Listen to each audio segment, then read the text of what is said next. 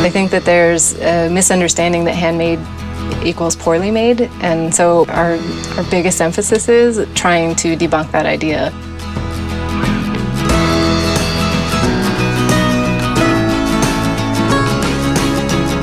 I really love the learning process in building our bags.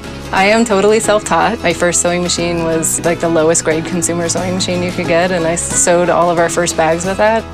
We launched our business with a bag called the Market Bag, and I was actually trying to make a dress and it went terribly wrong. It laid around for a while. I left it on the table. I didn't think about it.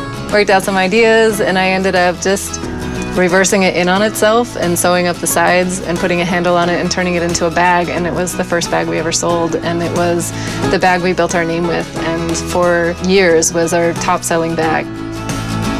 That's one of the things also that's pretty unique to what we do, is that all of the build methods have just come from my own trial and error and figuring out how they needed to be in order to be the strongest that they needed to be. And our bags are really durable. That element of handmade, of making something in small batches by an individual, puts the individual back into the product. It's amazing the stories that people have told me just through receiving a bag and what that bag has done for them, whether it's starting a new job or made their life easier in some way. Things that I never ever could have imagined would even be a part of running this business. The people that I get to interact with are pretty amazing.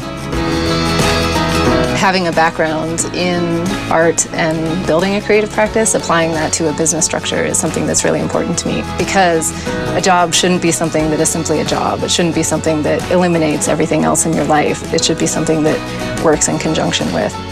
If I can provide that same thing for the people that work with me, I think that I've succeeded. I'm Wendy Downs, and handmade bags are my passion.